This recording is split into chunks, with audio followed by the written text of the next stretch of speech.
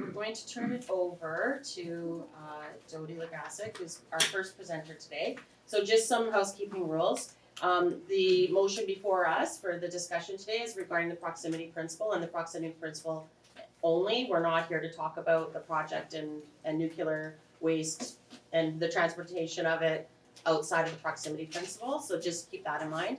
And our procedures allow for 10 minutes for your deputation, but then we can still ask questions after that. So you will have an additional amount of time if you finish up before that, we can ask you some questions, okay?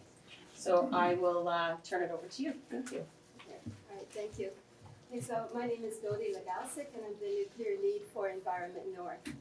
And first of all, happy Valentine's Day, and thank you for coming on this special day. The proximity principle directs that waste should be managed as close to the point of generation as is technically feasible. We respectfully request the council, or the councillors and mayor, that the Intergovernmental Affairs Committee support the proximity principle with regards to high-level nuclear waste, thereby avoiding the inherent risks in transporting this most toxic waste over long distances and through the city of Thunder Bay. Next. We want to remind you, councillors and mayor, that while you are in your 4-year term of office, that many of the decisions you must make regarding nuclear issues will have long-term consequences for the city of Thunder Bay. Consequences that will be at least 40, 50 to 60 years from now. Next. We also want to inform you that Environment North and we, the Nuclear Free North, have collected approximately 17,000 signatures from ratepayers who oppose NWMO's 9-step process and ratepayers who also support the proximity principle. And these, so we have many petitions here in front of us. Next. The City of Thunder Bay's Records Department, that's the records here, has available several files that reflect the city's interests and concerns about nuclear issues in the past. Next. In 1985, a plebiscite held in the city of Thunder Bay resolved to declare Thunder Bay a nuclear weapons-free zone. In a 1997 plebiscite, the citizens of Thunder Bay voted that they were not in favor of waste disposal in the Thunder Bay area. Later, Council in 2000 resolved to affirm its concern with the transportation of nuclear waste through the city of Thunder Bay. And Mayor Boshkoff, you moved that motion at that time. Here we are again. Okay, next. In northwestern Ontario, there have been several regional resolutions expressing concerns and opposition to NWMO's proposed project. For example, and not on the screen, NAN passed resolutions 0557 in 2005, 0988 in 2009, and recently in August of 2022, expressing very strong opposition to NWMO's 9-step process. In fact, they said that they were vehemently opposed to NWMO's project or concept. In 2022, the Band Council, that's your neighbor here, Fort William First Nations, passed a resolution demanding that the Government of Ontario follow the proximity principle. That was 2022. The Ojibwe Nation of Saugeen at Savant Lake in 2023, the Township of South Gillies, the Township of Chapels, have all passed resolutions concerning opposition to the nuclear fuel waste proposal. Next. There are several reasons why we are concerned. First, electricity. The high-level waste to be transported is the accumulation of waste produced over the last 60 years during the production of nuclear electricity used primarily by the people of southern Ontario. In northwestern Ontario, during that same 60-year time period, our electricity came from hydroelectric sources and fossil fuels. According to a retired systems analyst, Thunder Bay's electricity came from the closest hydroelectric sources and fossil fuels, such as the coal plant in the city of Thunder Bay and Atikokan coal plants. Today, according to Synergy North and Hydro One, the city of Thunder Bay continues to get its electricity from the Kekabeka generating plant and from the Silver Falls generating station. According to Northwestern Ontario, according to OPG on this map here, produces electricity from 11 hydro stations, hydroelectric sources, biomass from Atikokan, and wind from the wind farm from Dorian.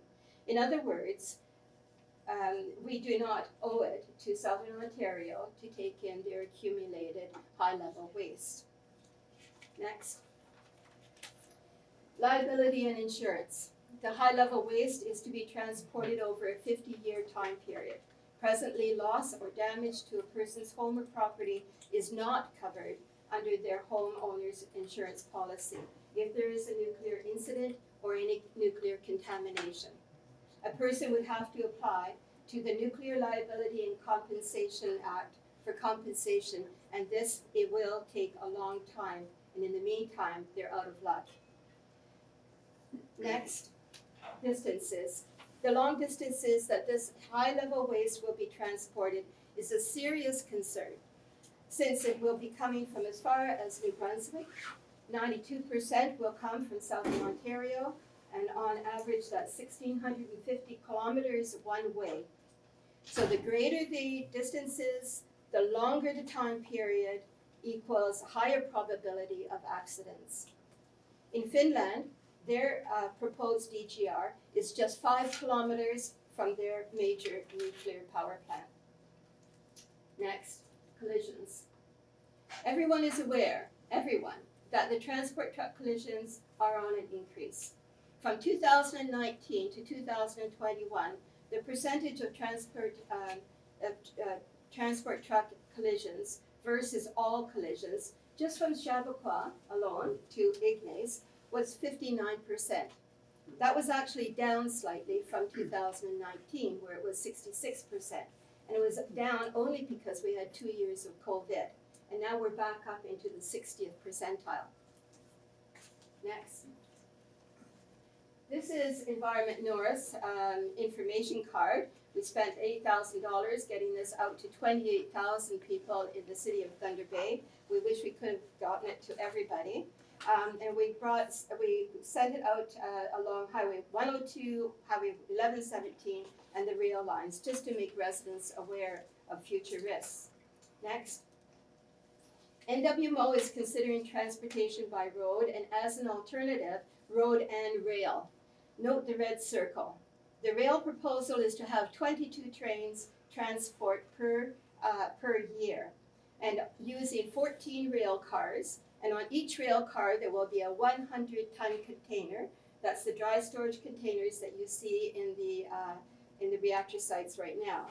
And the total number of fuel bundles that will be on one train will be 5,376 fuel bundles.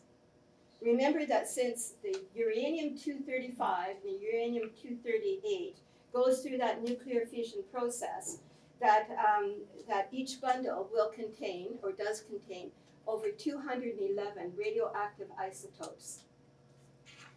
Here are the cross sections of the transportation containers. Note the used fuel transportation package that's on the left-hand side. I'm going to call that the UFTP. Next. The UFTP is the only package that has gone through the certification process. We are concerned that this testing is wholly inadequate because no full-scale testing has been done. The free drop and the puncture test 1 and 2, and now I'm here in the thermal test, have all been done with half-scale models, and previous to that, 1/7 scale models. So no actual testing. The immersion test has only been done using computer analysis or computer modeling. The other packages for rail and out of province, and that's the dry storage package, and the basket transportation packages have not yet been certified. Now finally, Northwatch put in a request for a document from CNSC about the testing. Out of the 3,000 pages, we were able to get 835. And from that, it was confirmed that that CNSC, the Canadian Nuclear Safety Commission's response, confirmed that there has been no full-scale testing of the UFTP. So, to conclude, we respectfully request that the Intergovernmental Committee make the following recommendations to your City Council. That the citizens of Thunder Bay be provided with an opportunity to express their views and their wishes through democratic means. For example, a vote. 2, that the Council become better informed of arguments that oppose nuclear waste transportation and burial in northwestern Ontario. 3, that in recognition of the constitutional rights of the Indigenous people in this area, that the Council consult with Fort William First Nations, with other First Nations and NAN who are affected by the proposed transportation route and the burial in northwestern Ontario. 4th, that Council support the proximity principle with regards to high-level nuclear waste. And 5th, that Council reaffirm its concern with the transportation of nuclear waste through Thunder Bay and communicate this concern to NWMO, to the Federal Minister of the Environment, Stephen Guilbeault, and to our local members of Parliament, Patty Hajdu and Marcus Palowski. Thank you very much for your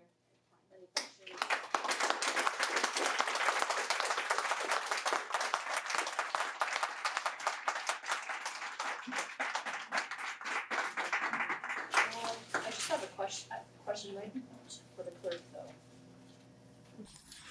So through the chair, a plebiscite is simply form of council's information, it's not mine.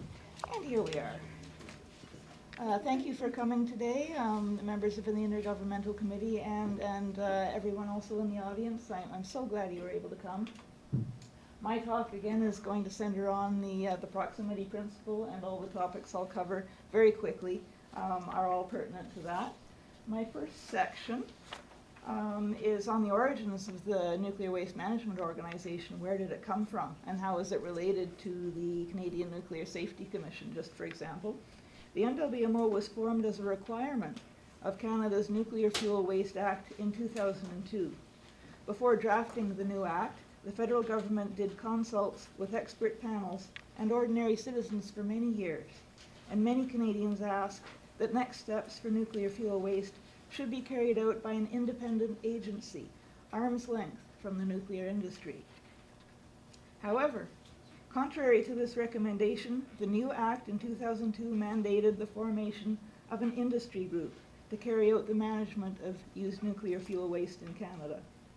The resulting group was the Nuclear Waste Management Organization, or NWMO, which was created and is controlled today by the nuclear waste generators, New Brunswick Power, Hydro-Quebec, and OPG. Critics continue to be baffled by this arrangement, which causes the public to lose faith in the arrangement, and which is the proverbial fox guarding the henhouse to a lot of people. After all, as an industry group, the NWMO naturally would be likely to favor strategies that will enhance the nuclear industry's public profile. And what better way to do that than to hide the troublesome waste away by burying and abandoning it? So now a little bit on the regulatory framework. The Canadian Nuclear Safety Commission, or CNSC, is the regulator. So we may naturally assume that the CNSC carefully vets all of NWMO's plans concerning the transportation, the containers, the deep geological repository, and will use its power to say yes or no according to its expert judgment. However, in practice, this doesn't tend to be the case. The CNSC is in fact a contractor to the NWMO. The CNSC receives payment via a service contract from NWMO for services, including bilateral reviews and having CNSC staff attend local events, you may have met them, events in communities like Ignace and Dryden and Thunder Bay, where they deliver reassuring messages but make no public criticisms of the NWMO's proposal. The CNSC often says that its approach to regulation is not prescriptive. That is, the CNSC does not consider it its job to make any rules. Rather, the CNSC appears to follow the nuclear industry's lead, vetting whether the industry is following its own rules. CNSC has never withheld a license to a nuclear facility, and they've only occasionally shortened the license period for facilities that do break their own rules. As a result, the CNSC is often referred to as a captured regulator. The result is that NWMO has a much freer hand regarding its procedures and standards than most of us would presume, including its definition of host community and its choice of which communities it considers to be the decision makers. Why are Ignace and Wabigoon Lake Ojibwe Nation the only communities that will decide for all of us in northwestern Ontario and along the transportation route all the way from eastern Canada and out through the watersheds that serve the potential site? Why are they the only communities to decide for us? Basically, it's because the NWMO has decided that they like that arrangement. So this leaves it to ordinary people like us to spur the movement for greater scrutiny and justice.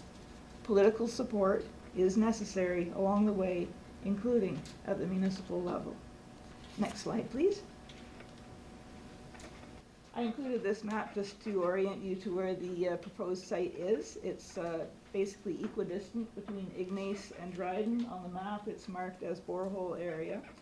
It's quite close to the Trans-Canada Highway, just a little bit south of the highway.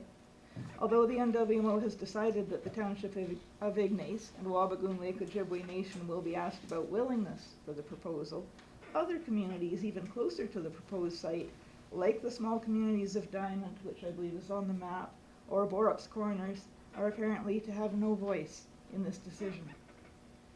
As what the NWMO terms the potential host community, Ignace actually is simply a proxy community because the proposed site isn't even in the township of Ignace, but is rather on Crown land 40 kilometers to the west. The site is also notably at a height of land serving two extensive watersheds that flow through Wabigoon Lake Ojibwe Nation, Dryden, Grassy Narrows First Nation, Fort Francis, Rainy River, Lake of the Woods with its 15 First Nations communities, Kenora, and then into the Winnipeg River to go into Lake Winnipeg. So you can imagine that watershed. If over the next tens of thousands of years the repository were to release radioactive contaminants, these communities' water and food supplies would be at risk.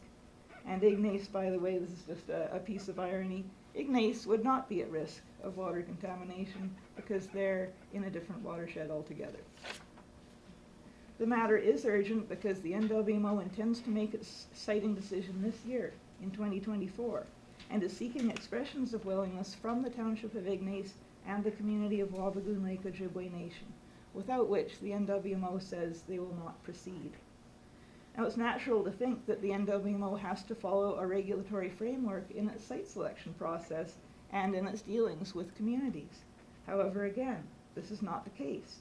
The NWMO has given Ignace the title and the authority of potential host community entirely for industry purposes, as there is no legislation guiding their site selection process. My opinion as your presenter is that NWMO hopes that we, as the public, or as politicians, or as government bodies, will take for granted that their term, host community, has an intrinsic legitimacy. But please look further than the window NWMO opens for us. Next slide, please. This is just a quick example of why this affects us all in northwestern Ontario. You can see the map there is from the earthquake database from Natural Resources Canada. Some of us read the news story just a while back on January 28th when there was an unusually large earthquake for our area at magnitude 2.7. This occurred only 20 kilometers from the proposed repository site. This prompted some of us in our group to conduct our own research on seismic data for the area. And we learned that there is what Natural Resources Canada terms an earthquake swarm right in the Ignace-Dryden area where the repository would be sited. So that's at the lower left there. The earthquake that occurred is marked in purple, just to orient you. So that's right about at the repository site. These are small quakes, to be sure. Most on the map that you see on the screen are under magnitude 3, but they are concerning. Seismic experts tell us that in places with longer records, a correlation is routinely seen between frequent smaller earthquakes and the likelihood of future larger ones. Also, this is also disquieting. Data gathered in the last 20 years, so the most recent data, indicates that most of these small quakes in northwestern Ontario occur at a shallow depth. It was thought at one time that they all occurred around 20 kilometers below the surface, but as it turns out, with our better equipment now, we can tell that most of them are under 5 kilometers, and the majority of those actually are under 3 kilometers. So the implications for potential damage to man-made structures at or near the surface, including the proposed repository, is that much greater. You have just over a minute left. Okay, Move to I'll proximity make it. principle. Thank you. This is one of several issues where adequate information is either not easily available to the public or where the NWMO reps simply tend to placate the public. Residents close to the repository are being asked to express willingness for the project before essential questions are addressed, before there is an environmental assessment, before the NWMO even has many basic aspects of the design finalized, and before we can have robust, long-term data about seismic activity, as one example. Last slide. You know we've been asking that City Council support the proximity principle for nuclear fuel waste. And as it happens, nuclear fuel waste in Canada is being managed as we speak according to a proximity principle. It's now being managed at its sites of production and has been for the last 50 years. And with some suggested improvements, this could form the common sense basis for a long-term waste management plan with no need for long-distance transportation. So for all these reasons, as well as the information presented by Nuclear Free Thunder Bay last December and Environment North today, we, the Nuclear Free North, respectfully request that the committee support and recommend that City Council support the proximity principle that would dictate that nuclear fuel waste be managed near its points of production, which would preclude its transportation, burial, and abandonment in northwestern Ontario. Thank you. Thank you.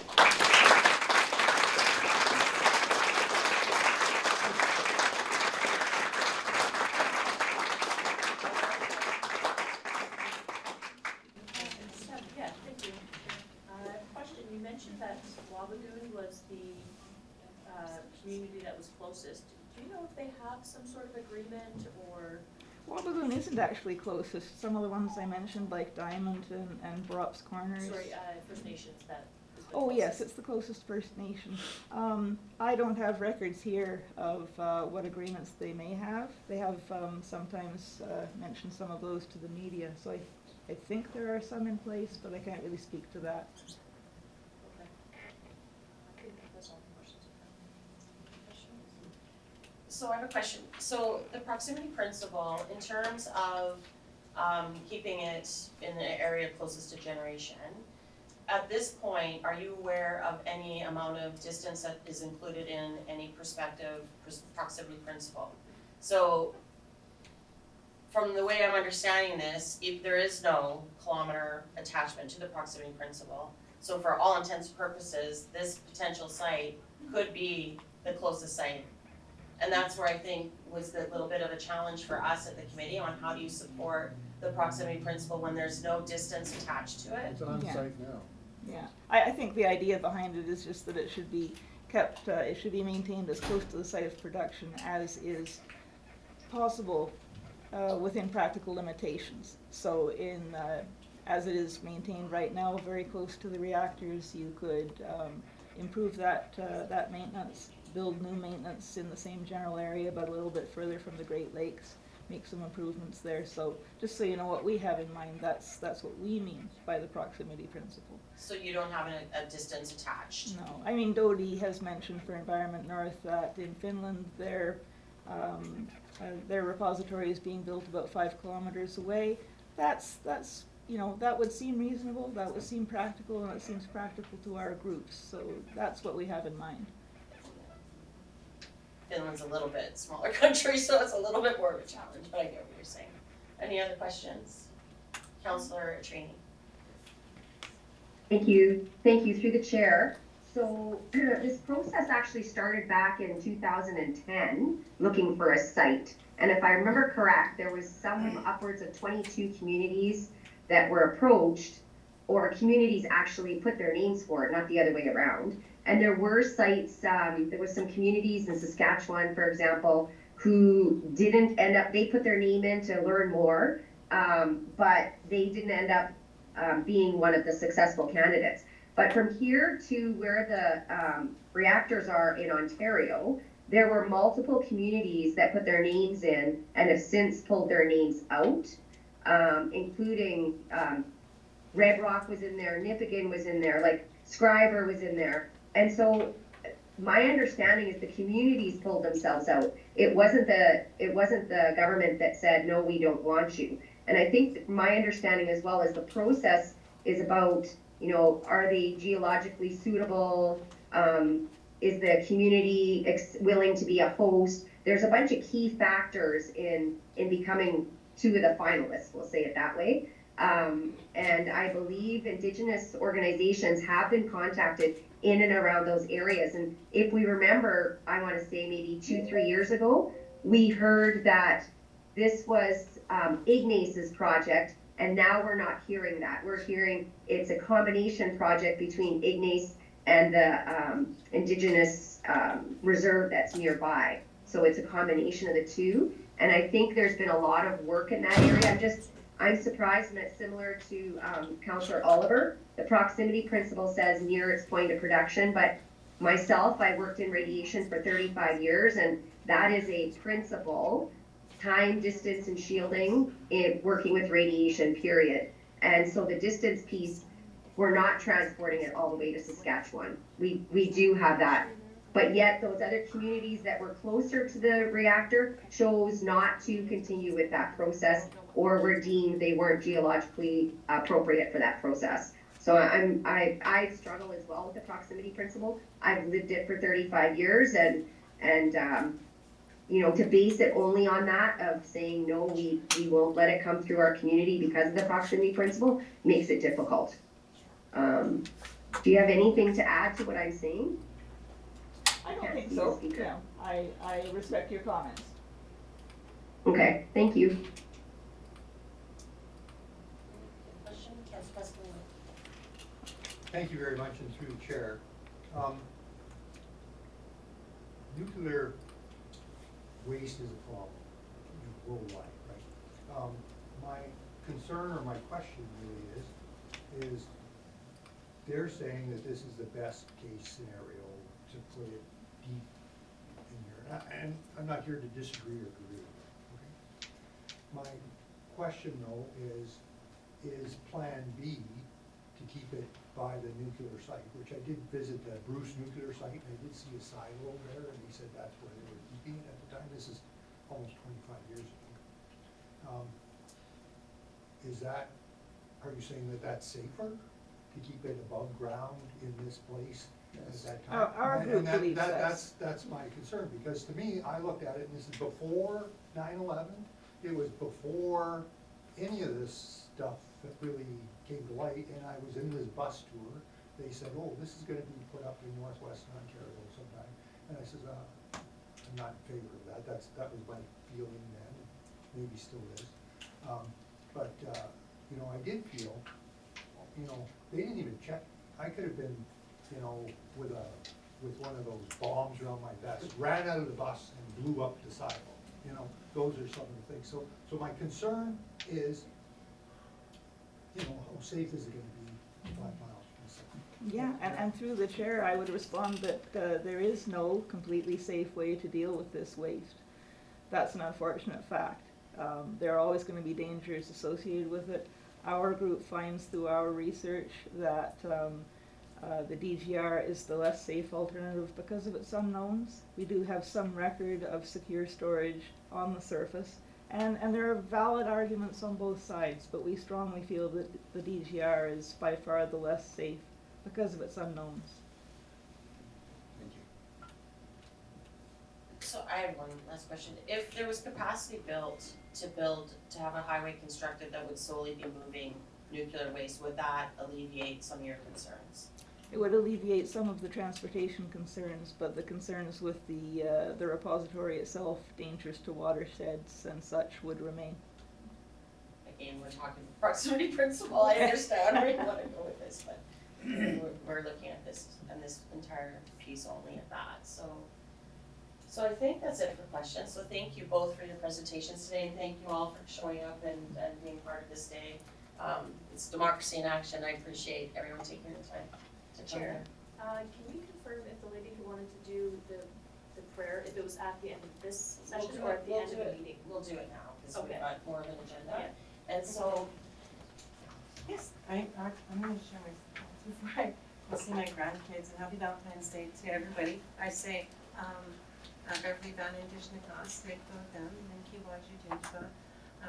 Bojo Nendwe Maganadak, Ikishmananda Nishkish Kusing, Hime and Dam Bajum, Edkin, Anipachami Jan, Kikanego, Mek, Pekin, for overall, thank you for all your hard work and bringing the love and the care and everything that you bring into this room and helping care for Mother. And from the bottom of my heart, I thank you.